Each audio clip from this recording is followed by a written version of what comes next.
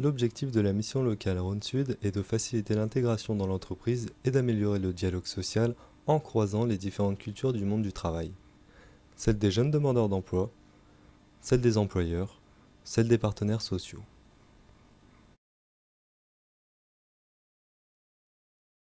La MIFIVA a engagé un travail de fond auprès de jeunes en difficulté pour accéder à un premier emploi basé sur le soutien constant des conseillères ainsi qu'un parrainage d'employeurs de la CCI de Givors.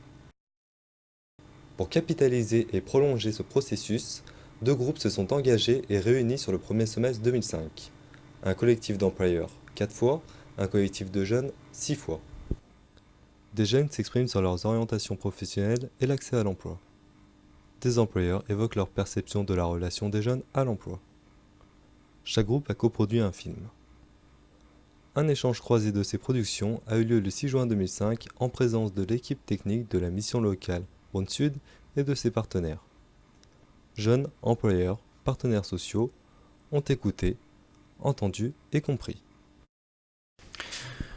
Alors moi, ce qui m'a surpris, c'est, je dirais, la vision assez proche de la réalité que les jeunes peuvent avoir, je pense, du marché du travail. J'ai surtout compris que la plupart des jeunes recherchaient un CDI.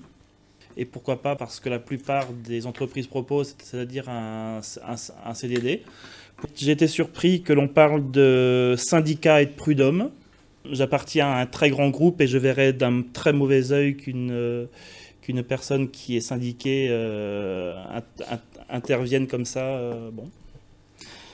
Simplement, je tiens à le redire, j'ai compris les difficultés de certaines personnes pour rechercher un emploi. Tout ce que j'espère, c'est que les jeunes ont aussi compris les difficultés de certains employeurs pour rechercher des salariés. Alors très très rapidement, pourquoi nous sommes là, à la demande de la MIFIVA. J'ai été quand même un peu surpris de voir la réaction des uns et des autres. En fait, on a l'impression qu'on a un peu peur du syndicat. On n'est pas là pour faire peur. On est là pour vous aider. Si vous avez besoin de nous, et prenez-le comme ça. Hein. Un conseiller prud'homme, c'est pas un mec... c'est déjà pas un entrepreneur et c'est pas non plus un mec qui change du boulot. Et très souvent, j'avais dit à Pesset, à Michel, nous, les organisations syndicales, face au chômage, on est un peu impuissants parce que par essence même, les gens qu'on défend sont des gens qui sont dans l'entreprise et cotisent dans un syndicat. Pas gêné de votre présence, au contraire, vous avez peut-être, même certainement, quelque chose à apporter au débat. Je me posais des questions sur la façon dont vous avez choisi le groupe de jeunes. Est-ce qu'ils étaient volontaires ou est-ce que... Alors, il y a un an, je ne connaissais pas la MIFIVA, je n'en connaissais pas l'existence.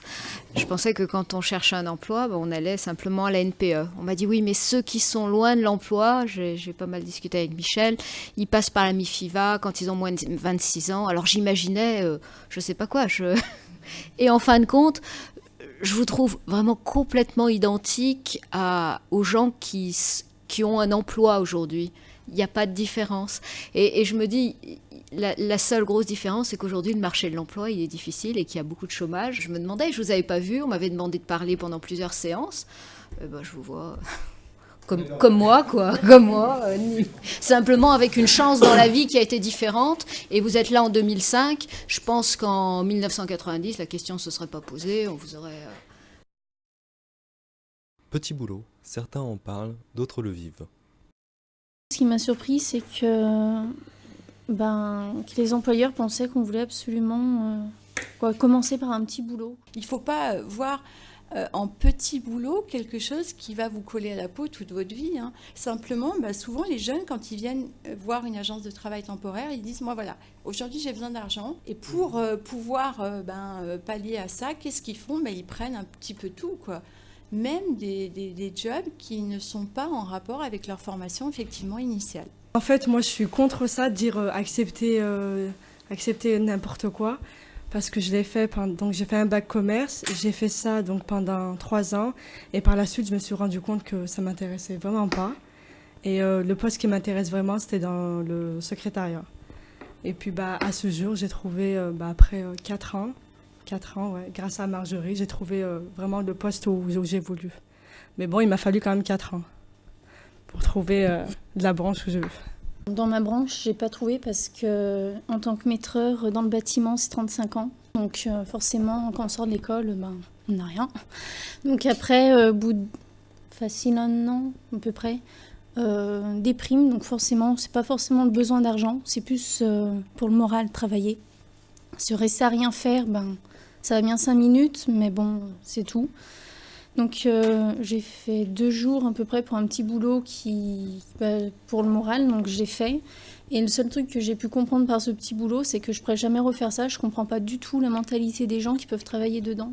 Il y a différents petits boulots. Je veux dire, on peut faire un petit boulot qui est un peu similaire à la formation initiale. C'est-à-dire maintenant, une assistante de gestion qui sort de l'école, elle peut faire secrétaire parce que ça ressemble, c'est un peu un boulot administratif. C'est quand même pour elle un petit boulot. C'est pas le poste qu'elle veut. D'accord. Mais je veux dire, une assistante de gestion qui sort de l'école et qui va faire de la plonge, ça non. En fait, ce qui se passe, c'est que le jeune, en fait, quand il sort de l'école, de par sa formation initiale, s'il veut faire du commerce, il va se diriger dans le commerce. Mais bon, voilà, on va lui dire quoi? Manque d'expérience. Donc il va chercher un moment, il va rien trouver. Après, il va se trouver un peu juste, il aura besoin d'un peu d'argent, donc il va aller voir les boîtes d'intérim, il va leur dire, bon, d'accord, j'ai pas trouvé ce que je voulais, je prends ce que vous me donnez. Il va le faire un moment. Au bout d'un moment, il en aura marre, il va se dire, bon, c'est bon, j'ai fait le manutentionnaire, j'ai fait le cariste, j'en peux plus. Je veux repartir à ma formation de départ, disons que le commerce. Il va repostuler pour le commerce, là on va lui dire quoi? Non, manque d'expérience. Pourtant, la personne, ça fait 3-4 ans qu'elle travaille. Donc moi, quand on me dit manque d'expérience, d'accord. Je veux bien être d'accord qu'on a un manque d'expérience dans le commerce.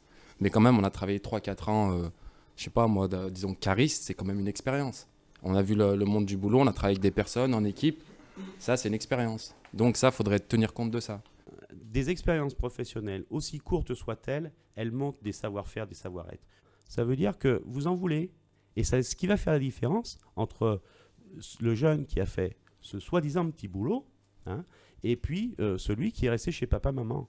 Aller à droite, à gauche pour voir ce qui me plaît pas, je vois pas l'intérêt à ce moment-là, quoi.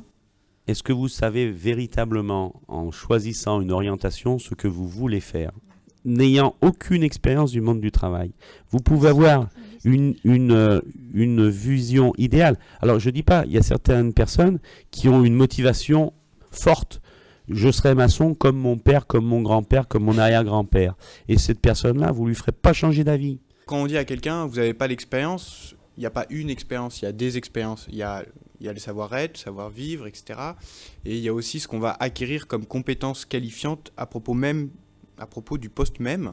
On sent que la personne, elle a une maturité professionnelle.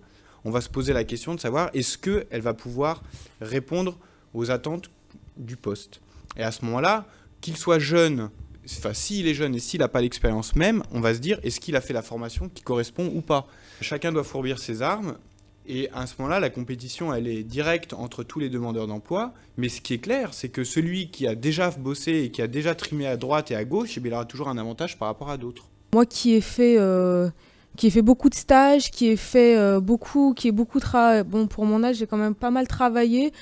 Et ben pour moi, tous ces emplois, je les ai pas ressentis comme des petits emplois, je les ai ressentis comme des expériences qui m'ont appris à m'intégrer dans des entreprises, à m'intégrer à certains rythmes de vie, certains rythmes de travail. Ça me gêne beaucoup, qu'on parle de petits boulots.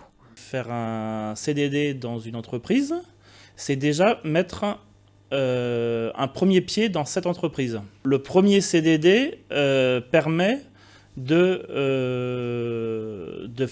faire ses preuves, de montrer sa motivation, de dire à quel point on aimerait aussi travailler pour cette entreprise et à l'employeur aussi de se dire cette personne-là, j'aimerais bien la garder en fait.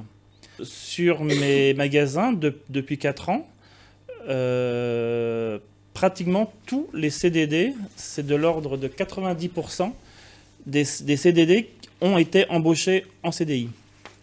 Pour ma part, je n'emploie pas de CDD ou exceptionnellement parce que c'est un jeune pendant ses vacances ou ces choses-là. Moi, je passe directement en CDI ou intérim. Intérim, je sais que c'est ponctuel. Je sais, mais ponctuel, c'est quoi? Je suis jamais sûr à un jour près. Alors peut-être dans l'industrie, on peut planifier.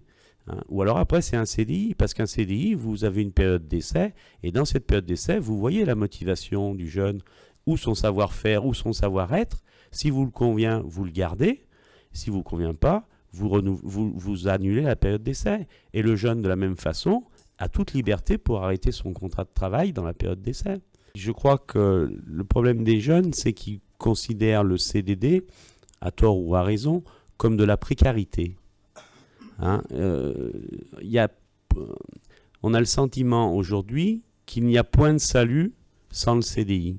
Je pense que certains jeunes sont là pour travailler, c'est un besoin financier. Comme, pour ma part, pour mon expérience, c'était au départ, j'ai travaillé en sortant de l'école, c'était un souci financier, pour avoir une certaine indépendance.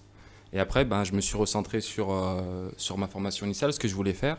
Et après, de dire, moi je veux un CDI, peut-être c'est un peu juste quoi, de rentrer dans le monde du boulot et dire je veux un CDI. Il faut déjà peut-être connaître le boulot, connaître le monde du boulot, savoir ce qu'on veut faire et si on est capable de le faire. Moi, je veux rebondir sur le marché de l'emploi. Il n'y a pas un marché de l'emploi, il y a des micro-marchés de l'emploi. Une chose dont il faut que vous soyez bien tous conscients, il y a plein de boulots qui sont cachés. Et ça, il faut aller le chercher.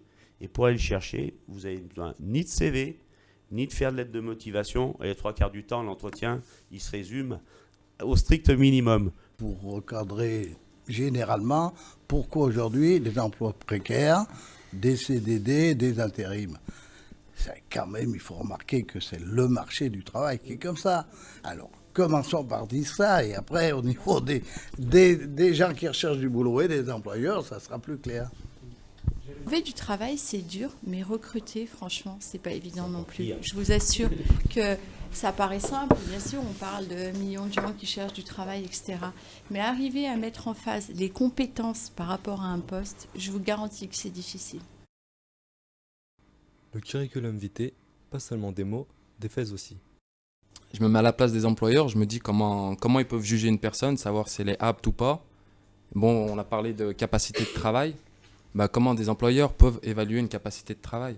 Est-ce qu'aujourd'hui, le recruteur prend vraiment le temps de creuser le CV? Parce que quand il pose une annonce à la NPE, c'est pas 10 réponses qu'il a, c'est des centaines et des centaines de réponses qu'il a. Et est-ce qu'aujourd'hui, l'employeur se pose vraiment la question de voir quel être se cache en fait, quelle personne se cache derrière ces petites expériences? Je pense qu'aujourd'hui, l'employeur ne se pose pas réellement ces questions. Il a surtout pas le temps de se les poser, de creuser à fond les CV.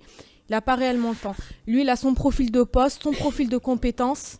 Et pour lui, c'est ce qui va suivre, c'est ce qui va l'aider dans son recrutement. C'est vrai qu'on a l'impression de beaucoup brasser quand on recrute. On reçoit beaucoup de gens, on voit du monde, on voit beaucoup de CV. On n'imprime pas tout parce qu'il faut aller très vite. En plus, parfois, on ne peut pas passer non plus des heures à lire des CV. Mais au fond, il faut être synthétique à chaque fois. Donc on va aller à la recherche de l'information par rapport à notre profil de poste. Et c'est pour ça que je vous disais tout à l'heure, mettre en avant des compétences, parce que chaque fois, il faut que ça aille vite, quoi, en fait. Et si vous en mettez toute une tartine avec tout ce que j'ai fait depuis que je suis sortie de l'école, la personne, elle va s'y perdre et elle ne saura plus, en fait, ce qui est important à retenir de votre CV, quoi. CV, c'est une photo de vous à un instant T. Aujourd'hui, vous sortez de l'école, non, vous n'avez pas d'expérience. Dans tout ce que vous avez fait de votre vie, même à 18 ans, sans jamais avoir travaillé, vous avez montré des savoir-être, des savoir-faire. Vous savez être convivial, vous savez discuter avec les autres, vous savez rendre service, vous raisonnez toujours en termes de « j'ai fait ». Et vous l'écrivez, j'ai fait ceci, j'ai gardé des enfants, j'ai fait des colonies de vacances, j'ai fait quelque chose. Et de ce que vous avez fait, il en découle des compétences. Attachez-vous aux compétences demandées. Qu'est-ce qu'ils veulent? Vous avez en face de vous, vous connaissez. Vous avez quelques expériences. Alors, au début, il n'y en a pas beaucoup, mais même quand on débute. Et trouvez des termes, des mots d'action. Ne mettez pas ça derrière une phrase qui ne veut rien dire. Vous savez vous lever à 4 heures du matin, vous savez conduire piloter un Fenwick, vous savez faire ceci, vous savez faire cela, et la somme de petites compétences mis bout à bout vont faire que vous êtes employable. Donc quand on nous dit les CV, je lis le CV, non, ça n'a rien à voir avec ce que je veux, on le zappe, non. Non. Il y a une personne, il y a une expérience, il y a un vécu derrière. Il y a des capacités. Donc quand on parle de capacité de travail, Elles sont sur le CV. Le recruteur en tient compte lorsqu'il voit votre CV.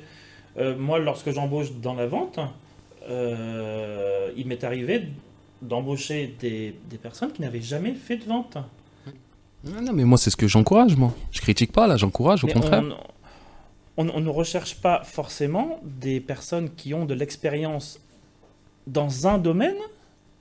On recherche des personnes qui ont de l'expérience tout court et qui savent se débrouiller, qui sont motivés. Un CV, c'est une photo, d'accord, mais faut pas se voiler la face, faut pas dire. Je reprends un peu les termes de petit boulot, pour moi c'est important avec les petits CV, c'est ensemble. Quand vous dites c'est bien d'aller au marché, de travailler, porter des caisses, se lever à 4 heures du matin, d'accord, mais je vous dis franchement, pour un poste, je veux dire, pour mon cas, moi, je vais être exploitant. Que je me lève au marché ou que je me lève à 4 heures du matin devant l'employeur, il s'en fiche un peu, quoi. Faut pas se voiler la face. Il va me dire non, parce que maintenant, je vais vous dire, j'étais à la chambre des commerces la semaine dernière, j'étais à un bureau de recrutement la semaine dernière, j'étais à la mission locale, j'étais à la NPE, j'étais aux boîtes intérim. Il n'y en a aucun qui sont d'accord sur les CV. Non, il n'y en a aucun. Alors maintenant, qui croire? J'ai vu un grand patron d'une entreprise ici sur Grigny dans le BTP. En parrainage avec l'émission locale, il me dit « Oh non, mais ton CV ne correspond pas du tout ». Alors qu'une semaine avant, le patron de m'a dit « Ah si, votre CV correspond tout à fait ». Alors il me dit, la mission locale, elle me dit « Ah non, non, il faut modifier ça ». Maintenant, c'est ça, il y a un gros problème. Et qu'on me dit, moi je me dis, un CV c'est un mensonge, c'est un très gros mensonge, parce que maintenant tout le monde vous dit il faut accentuer et diriger le CV suivant le poste. Que vous ayez fait votre CV d'une façon ou d'une autre, honnêtement, je ne pense pas que ce soit ce qui a plus d'importance. Par contre, vous avez raison, c'est vrai que maintenant, en fonction des postes recherchés, parfois il faut adapter son CV. Mais pas pour mentir, en fait, tout simplement pour orienter sa recherche. C'est vrai que si vous avez fait que de la grande surface et que vous allez rechercher dans le transport, vous n'allez pas les intéresser forcément. Donc il va falloir en fait orienter votre CV par rapport à ça. Ça ne veut pas dire mentir et ça ne veut pas dire non plus gonfler un CV. Parce que pourquoi on pratique aujourd'hui le contrôle de référence ? Pas pour être curieux, pas pour aller chercher dans la vie des gens, simplement pour s'assurer que les gens ont bien rempli une mission pendant une période et qu'ils ont bien exercé ce qu'ils indiquent sur leur CV. Nous, aujourd'hui, en tant qu'agence de travail temporaire, quand on nous demande de recruter des gens, on nous dit, voilà, moi, il me faut quelqu'un qui ait fait, j'en sais rien, moi, je dis n'importe quoi, un électricien qui ait fait du tirage de câbles, la pose de goulotte, machin. Si le gars, il n'a jamais fait ça, forcément, moi, pour servir ma demande, si je mets quelqu'un qui n'a jamais pratiqué, mon client, je ne vais pas le satisfaire, je le sais. Pourquoi pour certains employeurs, c'est important pour eux qu'on mette une photo. Il y a des postes qui le nécessitent. Vous voulez, vous recrutez une hôtesse d'accueil. Hein, donc vous allez, ou vous voulez rentrer dans la gendarmerie. On va vous donner des critères physiques. C'est taille minimum, temps, et puis après le poids. Et puis dans certains postes, c'est une photo du visage et puis une photo en pied. Hein, et puis on va pas aller plus loin dans le mannequinat, c'est un book. Bon, la photo, c'est ça. Hein. Y a le délit de sale gueule, y a le nom, on veut rendre les CV anonymes. Moi, je suis pas opposé au fait. Bon, le débat est public. Quand il y aura plus de racistes en France, on pourra remettre le nom. Tant qu'il y a des racistes en France, est-ce qu'il faut enlever le nom? Ça ne changera rien. Parce qu'au premier entretien, n'importe comment... Mais quand on voit une photo, on voit aussi quelle est l'image que dégage la personne et quelle est l'image qu'elle a d'elle-même. Donc quelqu'un qui va prendre une photo, qui a les cheveux en pétard, qui n'est pas rasé, qui est mal habillé, etc., alors qu'il postule à un emploi où quelque part on va être sur son 31, ça va faire négliger. Et quelqu'un qui aura fait un effort, qui a une photo qui s'est mise en avant, ça ne peut que la servir. L'entretien, un rituel préparé. Dans la vidéo, en fait, on expliquait que répondre à une annonce à NPE, c'était la première marche, mais finalement, donc l'entretien, c'en est encore une autre, etc. Et chaque marche est tout autant difficile à gravir. Ça se prépare. C'est peut-être d'autant plus important que on peut plus facilement mettre un terme à un entretien qu'à un contrat. On sent tout de suite la différence en fait entre quelqu'un qui vient les mains dans les poches en jogging ou pas rasé ou autre, et quelqu'un qui a travaillé son entretien, parce que même si dans chaque entretien en fait on va retrouver les mêmes questions, puisque finalement, chaque entretien a le même but, hein, c'est de savoir si la personne correspond au poste que l'on propose. Il y a un monsieur qui a dit quelque chose de très très juste. C'est que l'employeur, lorsqu'il recrute, il n'a pas le droit à l'erreur. J'ai entendu le mot stress. Vous êtes stressé lorsque vous arrivez à un entretien. Et dites-vous que la personne qui est en face de vous, c'est ce que j'ai souvent expliqué à Myriam, que la personne qui est en face de vous est tout aussi stressée que vous. J'ai pas eu beaucoup d'entretiens, j'en ai eu un. Mais M. Morvan m'a aidé déjà à préparer mon CV et mon entretien. Il n'y a pas eu il y a rien eu quoi, sur mon CV. Quoi. Ils m'ont rien dit sur mon CV, mais j'ai une petite expérience, mais par rapport à mon expérience, ils ont trouvé une autre personne plus expérimentée. Quoi. Mon entretien, il a duré 20 minutes, non 5 minutes sur ce que je devais faire. Et le reste du temps, c'était sur ma vie professionnelle, ma vie personnelle, si je voulais avoir des enfants, dans combien de temps, pour rester dans un bureau, pour faire des calculs. Je n'ai pas vu l'intérêt, donc voilà. La vie privée n'a rien à faire dans l'entreprise. Donc à partir du moment où en entretien, on vous pose des questions sur votre vie privée, vous répondez gentiment que vous êtes là pour un entretien d'embauche et que la première qualité d'une vie privée, c'est d'être privé, donc que vous ne donnerez aucune réponse. Et si la personne persiste, vous vous levez, vous lui serrez la main, vous lui dites au revoir monsieur, et puis je vous remercie, mais je ne pense pas que je pourrais travailler pour vous. Et puis c'est tout. Et puis c'est tout. C'est pas parce que vous avez 17, 18, 19 ans qu'il faut vous laisser marcher sur les pieds. La direction du travail et de l'emploi, qui est chargée de faire respecter les lois, et notamment le Code du travail. Le Code du travail est clair, il n'y a pas de discrimination. Vous embauchez des gens pour leurs compétences. Vous avez des droits, puis vous avez des devoirs. Mais les droits, vous faites les respecter. Et vous serez beaucoup plus à l'aise quand vous irez dans un entretien d'embauche, quand vous serez conscient de tous vos droits. L'entreprise, elle est là pour respecter le droit, hein, et notamment, effectivement, quand elle vous accueille, c'est de vous dire, monsieur, vous êtes embauché sous telle convention collective. La convention collective, elle est placardée là-bas. Voilà les horaires. Vous devez avoir un certain nombre d'informations légales dès que vous êtes embauché. C'est une obligation de tout employeur. Le racisme, ça ne rentrait pas dans ma tête. Je recrute, mais je ne suis pas formé pour faire du recrutement. Et je suis surpris d'entendre certains jeunes dire voilà, je ne suis pas embauché, c'est du racisme. J'aurais souhaité avoir une explication là-dessus. Bon, moi je vais répondre parce que c'est moi qui l'ai dit dans la cassette. Il y a quelques temps, en 99, quand j'ai arrêté l'école, pour moi, le racisme, ça rentrait pas dans ma tête. On sait très bien que maintenant, vivre dans un quartier ou dans une petite ville, tous les jeunes d'origine maghrébine, surtout les jeunes de 16-17 ans, ont une image et une pensée mal des recruteurs. Quand leur candidature est négative, c'est toujours « ouais, mais lui c'est un raciste, il n'aime pas les Arabes » ou quoi que ce soit. Pour moi, ce n'était pas mon cas. J'ai jamais pensé ça. C'était impossible d'y penser jusqu'au jour où ça m'est arrivé. Comment je l'ai su que c'était du racisme? Parce qu'on me l'a dit clairement. J'ai signé un contrat d'embauche pour livrer des bonbonnes d'eau et approvisionner des machines à café.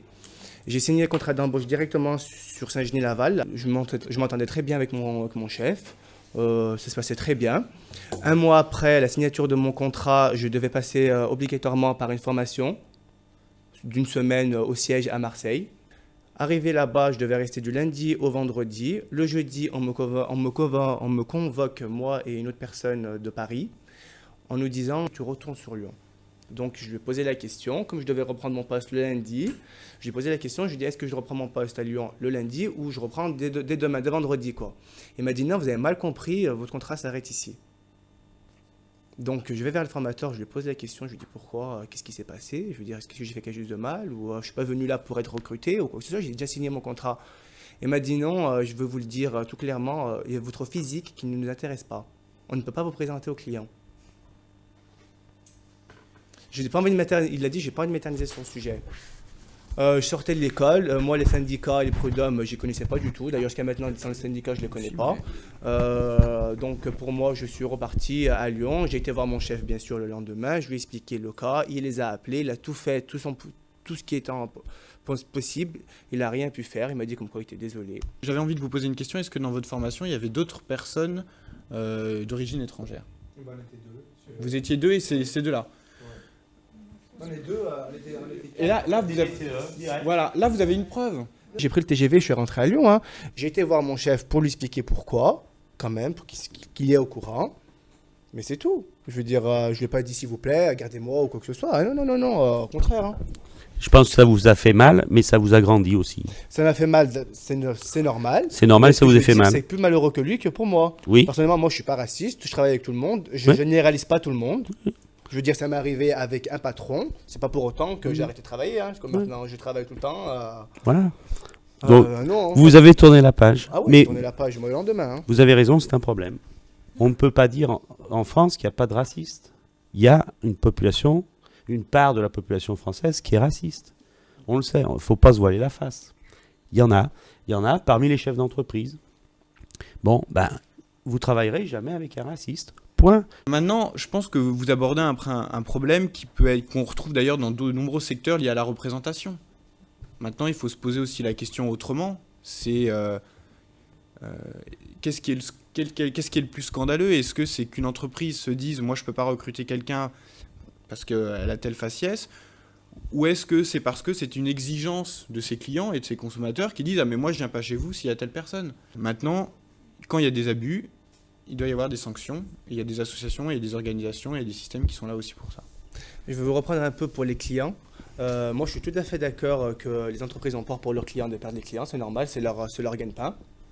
Je pense pas être handicapé avec une balafre de là à là ou moi qui manque des dents. J'ai travaillé un mois sur Lyon. J'allais pas travailler sur Marseille. J'allais reprendre mon poste sur Lyon. Je m'entendais très très bien avec mes clients. J'avais mes tournées. Je livrais des parfumeries, des magasins, des entreprises de transport. Les parfumeries m'offraient des petits parfums, j'étais super bien avec mes clients, je buvais des cafés avec mes clients, je suis souriant avec mes clients, j'ai pas l'air d'être... c'était vraiment pas mon cas. Et c'était juste des livraisons de bonbonnes, c'était pas non plus de ramener de l'argent ou des contrats ou quoi que ce soit. Hein. C'était pas vraiment du commercial. Moi j'étais livreur, donc pour être livreur, faut pas être non plus... Donc je suis d'accord un peu qu'il faut garder les clients, mais pas pour remplir des machines à café. Hein. Alternance ou apprentissage, un pari sur l'avenir. J'ai pas travaillé, donc j'ai fait un stage, mais j'ai passé un CAP en alternance. Donc j'ai développé ce que j'ai fait à l'école et ce que j'ai appliqué en entreprise. Pour l'instant, M. Morvan m'a incité à continuer. Et moi, je voulais plus travailler et lui m'a dit de continuer plus dans les études parce qu'avec un CAP, on n'a rien de nos jours. Et donc là, pour l'instant, j'ai un entretien demain pour passer un BEP en un an, en alternance. Donc l'école, j'ai déjà, mais l'entreprise, on verra demain. Je fais un BTS en alternance. Bon, moi, j'ai eu un peu de chance parce qu'en fait, ce qui se passait, c'est que j'étais déjà en stage chez Groupe. En fait, c'est eux qui me l'ont proposé. C'est eux qui m'ont proposé ce BTS en alternance. Mais bon, auparavant, avant d'être j'avais déjà postulé pour des contrats en alternance et voilà, le même problème, c'est à chaque fois, on trouve l'école. Quand il faut passer les tests, tout ça, là, on les passe, c'est bon, on a le niveau. Et après, où ça coince, c'est au niveau de l'entreprise. Parce qu'après, voilà, on ne sait pas, peut-être s'ils ont pas les moyens, ils n'ont pas le temps, on ne connaît pas forcément les raisons, mais généralement, c'est non, en alternance, on ne peut pas. Non, j'ai déjà des stagiaires, ou voilà, quoi. Mais moi, ce que je voudrais savoir, en fait, c'est qu'est-ce que ça coûte à l'entreprise et surtout ce que ça lui apporte. Parce que ça lui apporte quand même, je crois, par rapport aux charges ou des choses comme ça. Je ne m'y connais pas bien. Mais ce que je voudrais savoir, voilà, c'est ce que ça coûte et ce que ça peut leur apporter. Moi, j'aime pas prendre des gens en alternance parce que en fait, j'ai envie d'avoir quelqu'un qui soit à 100% motivé par mon entreprise, qui travaille dans l'entreprise, qui pense le soir à l'entreprise, et pas qui soit encore à l'école. Donc c'est vrai que j'ai pris des stagiaires, par exemple des stagiaires pendant 6 mois, et là c'était intéressant parce que même si je sais qu'après il va repartir ou il va rester chez moi, mais en tout cas pendant 6 mois il est vraiment uniquement sur cette fonction-là. J'ai embauché quelqu'un qui avait fait un BTS en alternance. Et j'en étais enchantée, enfin j'en suis toujours enchantée, parce que c'est très très pratique ensuite. J'avais l'impression d'embaucher quelqu'un qui avait aucune expérience. Et puis quand il a fallu qu'il aille chez un client pour dépanner un ordinateur, il me dit bah ouais, mais moi j'ai fait ça depuis 2 ans. Et il est allé tranquillement et j'ai eu aucun souci. Donc ça j'ai vraiment apprécié et c'est une vraie expérience qu'il faut valoriser quand vous allez voir des employeurs et que vous avez fait une formation en alternance, c'est vraiment un plus. Ça vous a plutôt arrangé de trouver une personne qui a fait un BTS en alternance, mais de en prendre, ça vous intéresse pas? Je suis une toute petite entreprise, hein. Donc c'est vrai que si après, mais même, hein, non, parce que j'avais pris aussi des gens en alternance quand j'étais dans une très grosse entreprise. Et c'était extrêmement difficile d'organiser. 15 jours il était là, 15 jours il n'était pas là. Et on avait des projets clients où on ne pouvait pas dire à un client non, on reviendra dans 3 semaines. Donc c'était difficile aussi au niveau de l'organisation de l'entreprise. Il y a différentes alternances. Il n'y a pas que 15 jours en entreprise, 15 jours à l'école. Il peut y avoir 1 semaine à l'école, 3 semaines en entreprise aussi. Et je veux dire, quand il y a un manque de personnel, un stagiaire, il est là aussi, il est là bien sûr pour apprendre le métier. Je veux dire, mais en stage, maintenant, votre souci à vous, c'est que si un client a besoin d'un dépannage, il y a toujours quelqu'un quand même pour aller dépanner. Le stagiaire, à la base, il est là pour apprendre. Il peut accompagner quelqu'un pour aller dépanner. En alternance, qu'est-ce que ça vous coûte? Et attendez. Et aussi, réagir par rapport à ce que vous dites. Quand je prends quelqu'un qui a fait l'alternance, c'est le summum, mais je ne veux pas former les gens en alternance. Quelque part, c'est un peu tordu quand même. Je pense qu'il y a d'autres types de structures où justement c'est des structures plus grosses où l'alternance n'est pas gênante parce qu'ils prennent plusieurs personnes en alternance, où le type de job fait qu'on peut partir 1 semaine ou 15 jours sans que ce soit gênant. C'est pas le cas dans ma structure. La personne qui est son maître de stage avance moins vite, donc produit moins, et le travail que fait le jeune qui ne maîtrise pas le savoir-faire, et c'est normal qu'il apprenne, hein, souvent il faut repasser derrière lui. Donc on va perdre du temps, et chez nous le temps c'est de l'argent. Ouais, non, mais on va revenir là-dessus. C'est un point de vue. Non, mais quand j'entends, on dit, peut-être en alternance, je préfère avoir quelqu'un en plein temps qui sera motivé. Au contraire, moi je pense que quelqu'un qui est en alternance, c'est que vraiment il est motivé. Comme moi, là, je suis en alternance. Franchement, en plus, la formation, ça se passe à Grenoble. Les cours, c'est à Grenoble, et en entreprise, c'est ici à Givors. Donc déjà, toutes les semaines, je dois me retrouver là-bas. Je mange là-bas, je suis loin de ma famille. C'est déjà quelque chose, quoi. Donc c'est une motivation. Après, je me retrouve en magasin. Je pense que déjà ça, c'est une motivation. Et déjà après dire, bon, ça coûte rien, mais ça apporte rien. Mais peut-être que ça coûte un peu plus que ce que ça apporte. Mais moi, je suis désolé. Là, de mon expérience, je parle pour moi. Je suis peut-être pas tout le temps en magasin. Mais du fait d'être en alternance, ça me motive. Je m'investis dans mon travail. Et là, vous passez en magasin, vous demandez à mon chef de rayon. Quand je suis ici, il s'appuie sur moi. Donc lui, ça lui laisse du temps. Et comme vous avez dit du temps, c'est de l'argent, ils font de l'argent. J'étais en stage au Saint-Gilles-Laval. Et moi, ça m'est arrivé de garder le rayon tout seul pour le rayon décoration et meublement, toute seule. Donc je pense que ça rapporte beaucoup. Oui. Je ne connaissais pas du tout. J'ai appris à connaître... même avec les clients, quoi, je veux dire, ça rapporte beaucoup pour moi. J'ai renseigné des personnes, pour des stores, j'ai jamais monté un store, donc je veux dire, il y a quand même, ouais. Mon point, je suis dans le domaine du bâtiment, et où j'ai des gens qui, le matin, quand ils partent, quand ils arrivent le matin sur un chantier, quand ils partent le soir, le boulot qu'il y avait à faire, on le voit. Si vous voulez, c'est pas des heures de présence. Vous êtes dans un rayon, il n'y a pas de clients qui passent, il faut quand même quelqu'un ici. C'est le samedi, il y a 2000 clients qui viennent, il faut que vous soyez 2. Et là, vous, effectivement, vous rapportez. Et je suis convaincu que vous êtes motivé, hyper motivé d'avoir cette opportunité. Mais ce que je veux dire, c'est que chez nous, ça ne fonctionne pas. Entre la personne qui sort de l'école, qui n'a pas d'expérience, et celle qui en a, eh ben, l'intermédiaire serait peut-être l'alternance. Ça, ce serait un bon intermédiaire. Donc, ok, bon, une entreprise, elle se dit non, je peux pas le prendre, il n'a pas d'expérience, il va rien m'apporter, ok. Mais quelqu'un en alternance, lui, il pourra peut-être apporter quelque chose, et en même temps, ça lui apportera quelque chose. Il sera plus vendable, ça sera mieux pour lui. Moi, ce qui me choque un peu dans ce que vous dites, c'est que, notamment dans le bâtiment, on entend tous les patrons qui se plaignent parce qu'ils ne trouvent pas de gens pour bosser, et ils ont au moins un moyen, c'est l'apprentissage ou l'alternance. Et de ça, ils n'en veulent pas. Et quand ils sortent de l'école, ils disent, ils ne connaissent rien. Alors, donnez-moi la solution. Qu'est-ce qu'on fait avec ces jeunes ? Ce sont des métiers qui sont ingrats. Alors, on arrive à bien gagner sa vie, mais au bout de 10, 15 ans. Il est vrai que celui qui rentre à 16, 17 ans, les 2 ou 3 000 euros ou 4 000 euros, il ne les fera pas. Mais après 10, 15 ans de carrière, oui, quand il va arriver à la trentaine, qu'il aura bourlingué un peu, là, d'accord.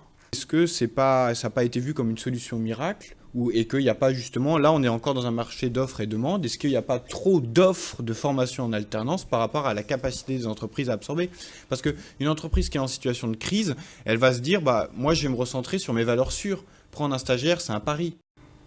Le plus important, c'est la phase de transition.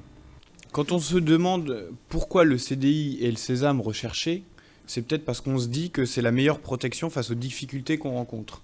J'ai créé mon entreprise il n'y a pas très longtemps et moi aussi je suis dans la précarité. Et plus que vous par certains côtés, si un client arrête un contrat dans 3 mois, dans 6 mois, dans 9 mois, dans 1 an et demi, et on sait, hein, les entreprises qui coulent, il y en a beaucoup. Donc cette recherche d'un poste qui ne soit pas précaire, sachez qu'on est tous quand même dans un monde où même si nous on est chef d'entreprise, on a aussi des risques. Je dirais simplement que le but de tout le monde c'est de travailler, mais moi le CDI c'est pas un objectif.